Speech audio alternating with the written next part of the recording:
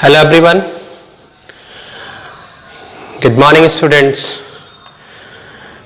Today I am present with another video which is of class 12th chemistry subject, and this belongs to unit 7, the p block elements. In this video we will discuss about the preparation, properties, uses and other basic informations about the nitric acid. हम सभी लोग class 12th की chemistry session में इस समय P block elements के बारे में स्टडी कर रहे हैं, और उन पी ब्लॉक एलिमेंट्स की स्टडी में हमारा आज का जो टॉपिक है वो है नाइट्रिक एसिड, और इस नाइट्रिक एसिड के बारे में हम स्टडी करेंगे इसका जनरल इंफॉर्मेशंस के बारे में, इसका प्रिपरेशन मेथड्स, इसके फिजिकल प्रॉपर्टीज और इसकी केमिकल प्रॉपर्टीज। ये हमारा आज का पॉइंट है। तो आइए स्टार्ट करते हैं। Nitric acid, this is an inorganic acid and it's molecular formula, its chemical formula is HNO3, means this is compound of hydrogen, nitrogen and oxygen, and this is an oxo acid. This is oxo acid. Oxo acids are those acids which contain oxygen in it, means ऐसे acidic substances, ऐसे acids जिसमें कि oxygen present होता है, those are called oxo acids, and there are 3 common oxo acids of nitrogen. Number 1 is H2N2O2. This one, that is called hyponitrous acid. Next is HNO2, that is called nitrous acid, and third and last, which one is HNO3, that is called nitric acid. तो nitric acid एक inorganic compound है, और ये hydrogen, nitrogen और oxygen का compound है, जो कि एक स्ट्रांग एसिडिक सब्सटेंस है, एक स्ट्रांग एसिड है। अगर इस बात करें इसके मॉलिक्यूलर वेट की, तो इसका मॉलिक्यूलर वेट 63 यूनिट है। ऐड कर लेते हैं, हाइड्रोजन 1, नाइट्रोजन 14, तो 14 + 1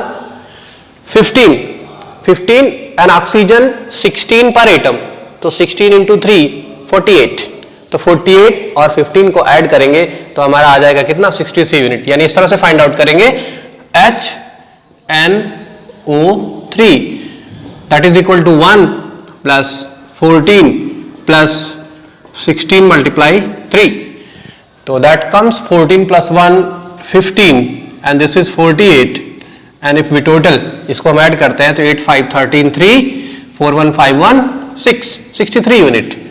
तो इसका मॉलिक्यूलर वेट कितना हो जाएगा, 63 यूनिट आ रहा है। और स्ट्रक्चर की बात करें तो स्ट्रक्चर प्लानर स्ट्रक्चर है, जिसमें कि सेंट्रल नाइट्रोजन एटम ये दोनों तरफ से ऑक्सीजन एटम से बॉन्डेड है, मींस इसका मॉलिक्यूलर फार्मूला आप देख रहे हैं HNO3 है, और जिसमें कि all the 3 oxygen atoms are connected, are bonded with the nitrogen atom by mean of single bond, यानी कि 3 के तीनों ऑक्सीजन एटम नाइट्रोजन से सिंगल बॉन्ड से जुड़े हुए हैं, और एक ऑक्सीजन एटम जो है वो हाइड्रोजन से सिंगल बॉन्ड से जुड़ा हुआ है। तो ये इसका बॉन्डिंग का पैटर्न है कि HONO2 means nitrogen atom, central atom, इस सेंट्रल एटम से ऑक्सीजन एटम्स सिंगल बॉन्ड से जुड़े हैं, और तीनों ऑक्सीजन एटम सिंगल बॉन्ड से जुड़े हैं, और एक ऑक्सीजन एटम से हाइड्रोजन जुड़ा होता है। अगर हम बात करें बॉन्ड लेंथ की, तो जिस ऑक्सीजन से हाइड्रोजन एटम अटैच्ड है, उस ऑक्सीजन और नाइट्रोजन के बीच की जो बॉन्ड की लेंथ है वो 140.6 पिकोमीटर है, 140.6 पिकोमीटर आती है, और ऑक्सीजन और हाइड्रोजन के बीच की बॉन्ड जो है उसका बॉन्ड लेंथ कितना है, 96 पिकोमीटर है। और बॉन्ड एंगल की अगर हम बात करते हैं तो hydrogen oxygen and oxygen nitrogen, ये जो दोनों बॉन्ड है, ON bond and OH bond, OH and ON bond के बीच का जो बॉन्ड एंगल है वो है 102 डिग्री। और नाइट्रोजन ऑक्सीजन बॉन्ड लेंथ, वो बॉन्ड जिसमें कि हाइड्रोजन कहीं बॉन्डेड नहीं है, यानी कि वही वो ऑक्सीजन नाइट्रोजन बॉन्ड जिसमें कि सिर्फ ऑक्सीजन और नाइट्रोजन की बॉन्डिंग है, तो ये ON और ये ON, ऑक्सीजन नाइट्रोजन, ये बॉन्ड लेंथ कितनी होती है, 121 पिकोमीटर की होती है। और ON जो 2 बॉन्ड्स हैं, इन बॉन्ड्स के बीच जो बॉन्ड एंगल होगा 130 डिग्री का होता है। ठीक ठीक है, एक बार फिर से देख लेते हैं कि nitric acid in HNO3 molecule all the 3 oxygen atoms of it are bonded with nitrogen atom by mean of single bonds, यानी कि तीन के तीनों ऑक्सीजन एटम वो नाइट्रोजन से सिंगल बॉन्ड से जुड़े हुए हैं। And then after one hydrogen atom which is in the formula that is bonded to one oxygen atom. तो ये है इसका स्ट्रक्चरल फार्मूला, यानी कि सभी के सभी सिंगल बॉन्ड है। और अगर हम बॉन्ड लेंथ की बात करें तो oxygen hydrogen bond its length is 96 picometer, और oxygen nitrogen bond for that oxygen which is bonded with hydrogen also, यानी वो ऑक्सीजन जो कि हाइड्रोजन से भी जुड़ा हुआ है, उस ऑक्सीजन और नाइट्रोजन एटम के बीच की जो बॉन्ड है उसका बॉन्ड लेंथ कितना है 140.6 पिकोमीटर। और OH ON ये जो दो बॉन्ड बन रहे हैं, एक ON बॉन्ड और एक OH बॉन्ड, इन दोनों बॉन्ड के बीच का बॉन्ड एंगल 102 डिग्री है। और नाइट्रोजन ऑक्सीजन इन दोनों बॉन्ड की बॉन्ड लेंथ कितनी होती है 121 पिकोमीटर होती है, और ON बॉन्ड के बीच की जो बॉन्ड एंगल है 130 डिग्री होती है। तो आइए बात करते हैं अब oxo acids of nitrogen. Oxo acids कौन से हैं? वो एसिड्स जिसमें कि ऑक्सीजन प्रेजेंट होता है वो ऑक्सो एसिड्स कहलाते हैं। और there are 3 common acids oxo acids, H2N2O2, एक तो H2N2O2 है जो कि हाइपोनाइट्रस एसिड है, दूसरा है HNO2 जो कि नाइट्रस एसिड है, और HNO3 जो है नाइट्रिक एसिड है। इन 3 ऑक्सो एसिड्स ऑफ नाइट्रोजन में से जो मोस्ट इंपॉर्टेंट और मोस्ट कॉमन एसिड है वो है नाइट्रिक एसिड और HNO3, और उसी की स्टडी हम इस वीडियो में करेंगे। तो सबसे पहले है प्रिपरेशन मेथड। प्रिपरेशन मेथड में सबसे पहला मेथड है लेबोरेटरी मेथड, यानी कि लैब में कैसे प्रिपेयर करते हैं। तो in laboratory HNO3 is prepared from potassium nitrate KNO3 और सोडियम नाइट्रेट। व्हेन KNO3 और NaNO3 यानी पोटेशियम नाइट्रेट या सोडियम नाइट्रेट दोनों में से कोई भी when it is heated with H2SO4, जब H2SO4 के साथ इसको हीट करते हैं then it gives nitric acid. But condition is that temperature should be below 200 degree Celsius, यानी कंडीशन ये होती है कि जब पोटेशियम नाइट्रेट या सोडियम नाइट्रेट को हम सल्फ्यूरिक एसिड के साथ हीट करेंगे तो टेम्परेचर 200 डिग्री सेल्सियस से एक्सीड नहीं करना चाहिए। अगर ये टेम्परेचर 200 डिग्री सेल्सियस से एक्सीड करेगा then it will give a different compound that is salt, तब ये बनाएगा सोडियम सल्फेट यानी Na2SO4 बनाएगा। इक्वेशन क्या है? NaNO3, अगर हम सोडियम नाइट्रेट लेते हैं तो NaNO3 plus H2SO4 below 200 degree Celsius, then it gives NaHSO4 sodium bisulfate और sodium hydrogen sulfate and nitric acid means HNO3। तो ये है लेबोरेटरी मेथड, मींस लेबोरेटरी में मेटालिक नाइट्रेट स्पेशली सोडियम और पोटेशियम नाइट्रेट को सल्फ्यूरिक एसिड के साथ 200 degree Celsius से बिलो हीट करने पर हमको मिलता है sodium bisulphate means NaHSO4 and HNO3 यानी नाइट्रिक एसिड मिलता है। Second that is Ostwald method, and this method is used to prepare nitric acid on large scale means on industrial scale। Industrial scale पे अगर nitric acid की preparation करनी है तो हम यूज करते हैं ओस्टवाल्ड प्रोसेस। ओस्टवाल्ड प्रोसेस क्या है कि ammonia NH3 it is oxidised, इसका ऑक्सीडेशन कराते हैं in atmospheric oxygen means air, in air NH3 is oxidised. तो यानी कि अमोनिया के ऑक्सीडेशन से, अमोनिया का ऑक्सीडेशन कैसे होगा? एटमॉस्फेरिक ऑक्सीजन के थ्रू, एटमॉस्फेरिक ऑक्सीजन के थ्रू जब इसका ऑक्सीडेशन होगा तो ये बनाता है HNO3। लेकिन ये 3 स्टेप प्रोसेस है, इसमें 3 स्टेप्स इन्वॉल्व हैं। तो आइए स्टेप बाय स्टेप देखते हैं कि catalytic oxidation of ammonia how does it give nitric acid और HNO3। तो step number 1, ammonia NH3 it is first heated in air in presence of platinum or rhodium as catalyst, यानी platinum हो या फिर rhodium हो, platinum और rhodium gauge इन ये catalyst के प्रेजेंस में 500 केल्विन टेम्परेचर और 9 बार प्रेशर पर हीट करते हैं। कंडीशंस को मार्क करिएगा। Condition for the oxidation of ammonia ये क्या है? ये है कि ये ऑक्सीडेशन प्लेटिनम और रोडियम के प्रेजेंस में होगा, इन कैटलिस्ट के प्रेजेंस में होगा, और टेम्परेचर होगा 500 केल्विन और प्रेशर होगा 9 बार प्रेशर। तो जब इस तरह से अमोनिया को ऑक्सीजन के साथ हीट किया जाता है तो ये देता है नाइट्रोजन मोनोऑक्साइड मींस NO, और उसके साथ साथ वाटर मॉलिक्यूल यानी H2O रिलीज होता है। तो पूरा का पूरा इक्वेशन है 4NH3 plus 5O2 is equal to 4NO plus 6H2O in presence of platinum or rhodium gauge as a catalyst और 500 Kelvin टेम्परेचर और 9 बार प्रेशर।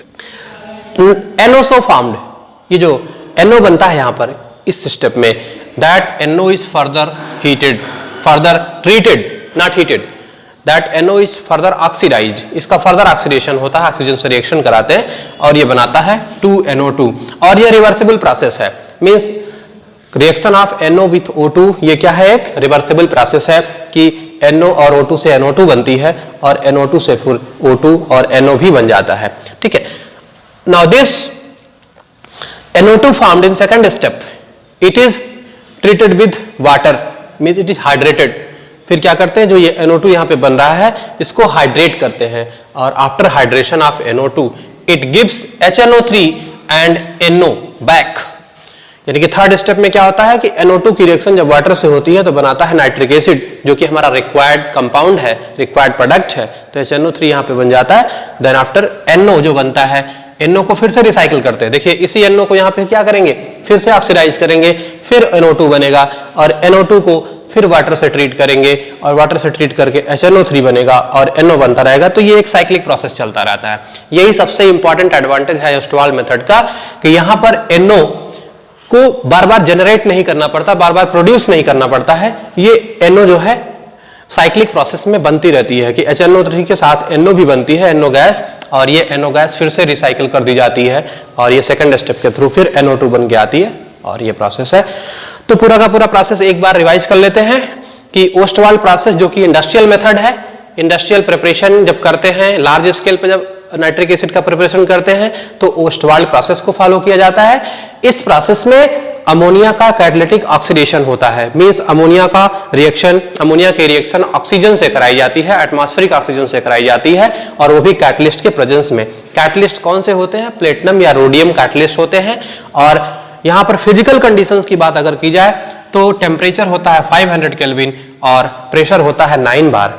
तो 500 केल्विन टेम्परेचर और 9 बार प्रेशर पर प्लेटिनम या रोडियम के प्रेजेंस में जब नाइट्रिक एसिड को ऑक्सीजन के साथ रिएक्शन कराते हैं या जब एयर में अमोनिया को हीट करते हैं तो ये बनाता है NO और H2O। फिर इस NO को फिर से ट्रीट करते हैं ऑक्सीजन के साथ, फर्दर ऑक्सीडेशन कराते हैं तो बनती है NO2 और NO2 की रिएक्शन जब वाटर से कराते हैं तो बन जाता है HNO3 और NO। और यहाँ पर जो NO बना हुआ है इसको फिर से रिसाइकिल कर देते हैं इस सेकंड स्टेप के लिए, यानी फिर से ऑक्सीजन से रिएक्शन कराते हैं और NO2 बनाते हैं। तो ये साइक्लिक प्रोसेस चलता रहता है और यही ओस्वाल प्रोसेस का सबसे बड़ा एडवांटेज है और इसीलिए इसको इंडस्ट्रियल मेथड में यूज किया जाता है कि NO बार बार बनाने की जरूरत नहीं पड़ेगी, वो रिसाइकिल होकर आता रहेगा।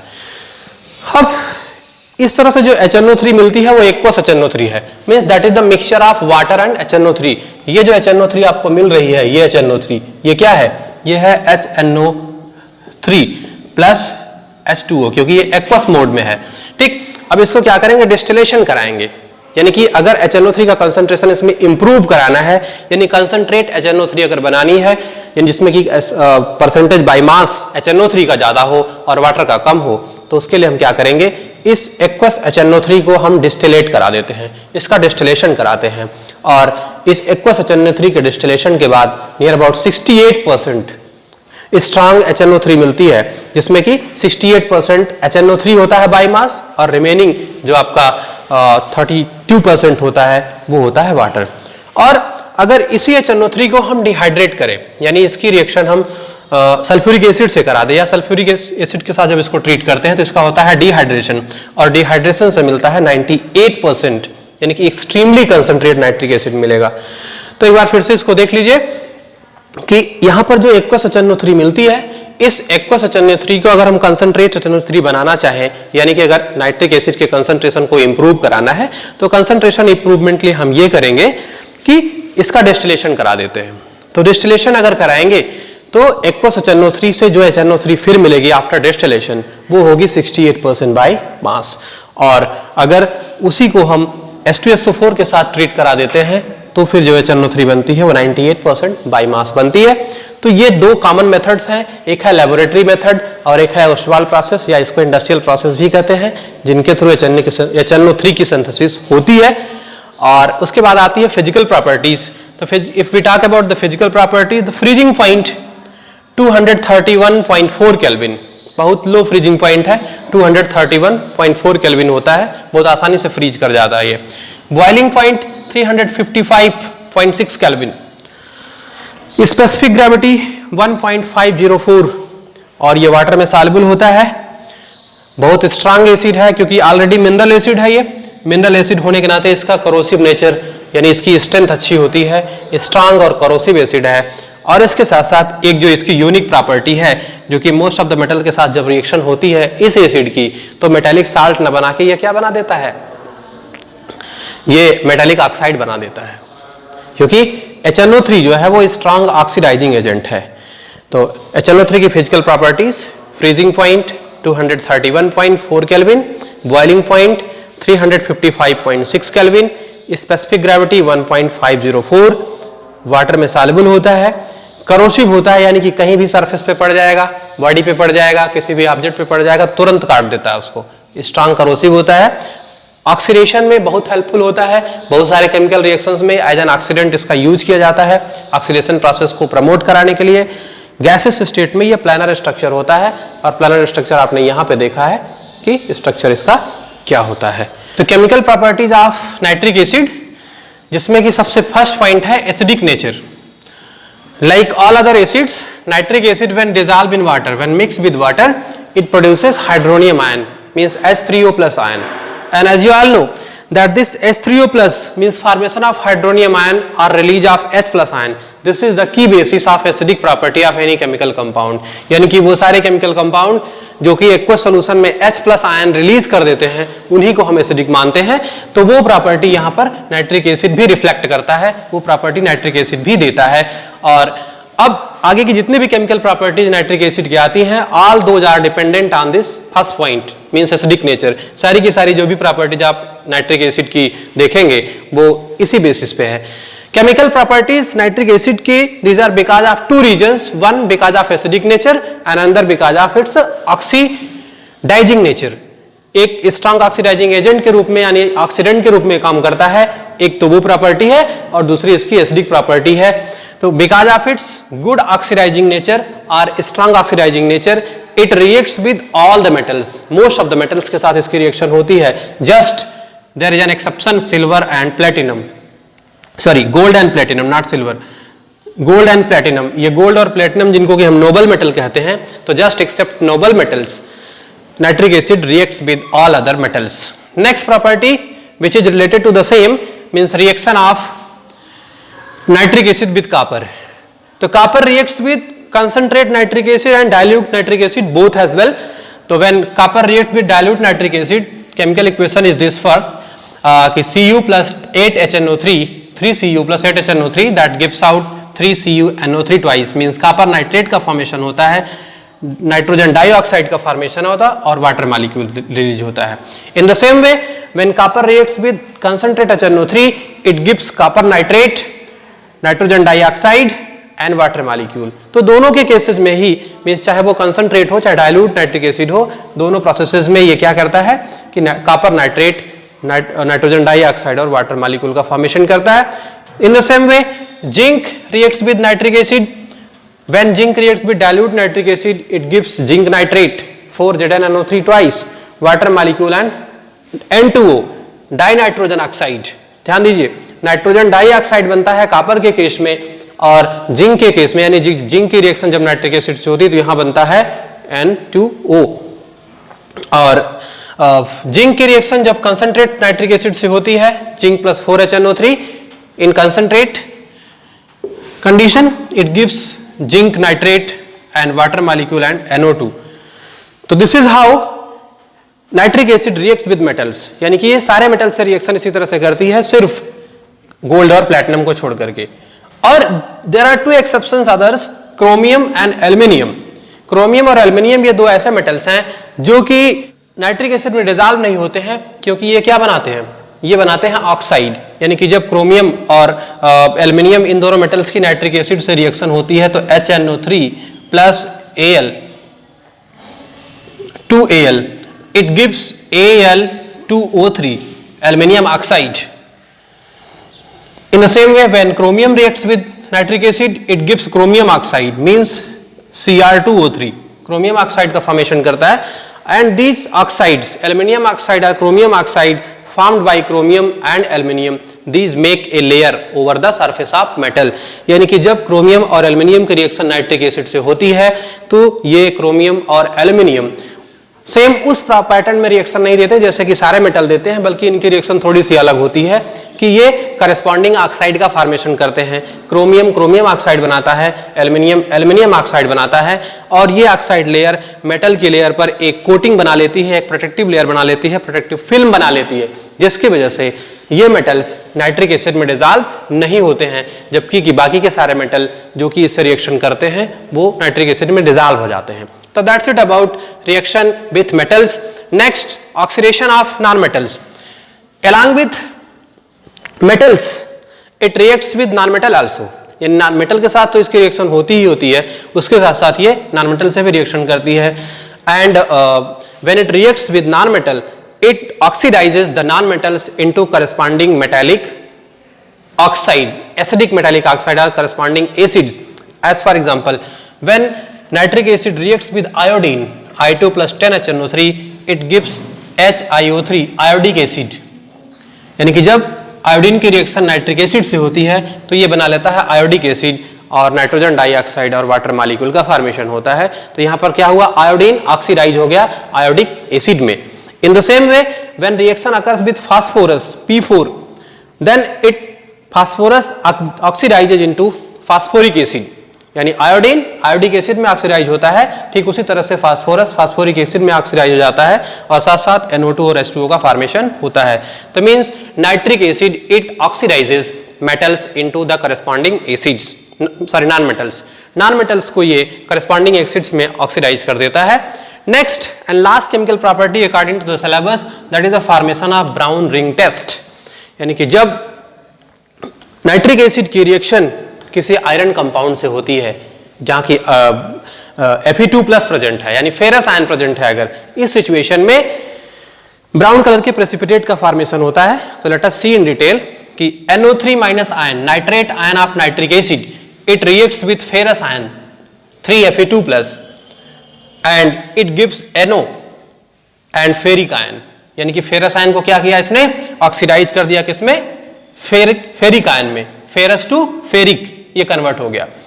और NO formed in this way, यानी कि जो NO नाइट्रोजन मोनोऑक्साइड का फॉर्मेशन हुआ, वो नाइट्रोजन मोनोऑक्साइड जब ये फेरस और वाटर कॉम्प्लेक्स के साथ FeH2O6 2+ इसके साथ जब रिएक्शन NO की होती है तो ये बना लेता है FeH2O5NO 2+, ब्राउन कलर का प्रेसिपिटेट का फॉर्मेशन होता है, ये कॉम्प्लेक्स बनता है और उसके साथ साथ वाटर मॉलिक्यूल रिलीज होता है। तो एक बार फिर से इस रिएक्शन को देखें, because this is very important from practical point of view, ये प्रैक्टिकल्स में ज्यादा पूछा जाता है और वहां पर इसकी बड़ी इंपॉर्टेंस है। तो होता यह है कि जब नाइट्रिक एसिड की रिएक्शन किसी ऐसे कंपाउंड पे होती है जहां पर कि फेरस आयन प्रेजेंट हो, Fe2 प्लस आयन प्रेजेंट होते हैं, तो नाइट्रेट NO3 माइनस आयन जो HNO3 का होता है वो फेरस आयन से रिएक्शन करके बना लेता है फेरिक आयन, और फेरिक आयन के साथ साथ नाइट्रोजन मोनोऑक्साइड बनती है और वाटर मॉलिक्यूल का फॉर्मेशन होता है। अब ये नाइट्रोजन मोनोऑक्साइड ये रिएक्शन करती है जाकर के इस वाटर और आयरन कॉम्प्लेक्स के साथ, यानी FeH2O6 2+ के साथ जब NO की रिएक्शन होती है तो बनाता है FeH2O5NO और H2O यानी water molecule, means overall precipitation reaction होती है, प्रेसिपिटेट का फॉर्मेशन होता है और उस प्रेसिपिटेट का कलर क्या होता है, ब्राउन, और जो टेस्ट ट्यूब में उसके अपर सरफेस पे ऐसे लेयर बन जाती है, रिंग फॉर्मेशन होता है, रिंग लाइक स्ट्रक्चर का बन जाता है, और वो रिंग लाइक स्ट्रक्चर जो होता है ब्राउन कलर का होता है, इसीलिए इसको कहते हैं ब्राउन रिंग टेस्ट। और ब्राउन रिंग टेस्ट का इंपॉर्टेंस ये है कि ये इनऑर्गेनिक एनालिसिस में आयरन यानी Fe2+ के आयंस को डिटेक्ट करने के लिए, उसको आइडेंटिफाई करने के लिए यूज किया जाता है। तो this is all about the chemical properties of nitric acid. And if we talk about the uses, तो nitric acid is used in preparation of fertilisers, nitrogenous fertiliser जैसे कि अमोनियम नाइट्रेट, कैल्शियम नाइट्रेट, इस तरह के ammonium means nitrogenous fertiliser के synthesis में use होती है। उसके साथ साथ इसका यूज होता है प्रिपरेशन ऑफ नाइट्रोग्लिसरीन, ट्राइनाइट्रोग्लिसरीन और नाइट्रो कंपाउंड्स, यानी कि ऑर्गेनिक और इनऑर्गेनिक नाइट्रोजन कंपाउंड्स जो बनते हैं, नाइट्रोजन साल्ट्स बनते हैं, इन सभी साल्ट्स की सिंथेसिस में नाइट्रिक एसिड का इंपॉर्टेंट रोल है। यानी नाइट्रिक एसिड एक पैरेंट कंपाउंड के रूप में सर्व करता है ये। इसके साथ साथ ये पिकलिंग ऑफ स्टेनलेस स्टील और इचिंग ऑफ मेटल और एक गुड ऑक्सीडाइजिंग एजेंट के रूप में भी इसका यूज किया जाता है। तो ये है यूजेज ऑफ नाइट्रिक एसिड। तो this is all about nitric acid according to the syllabus. Next video में हम देखेंगे फास्फोरस, उसके एलोट्रॉप्स, उसकी प्रॉपर्टीज और प्रिपरेशन के बारे में। तब तक के लिए इतना ही। Thank you.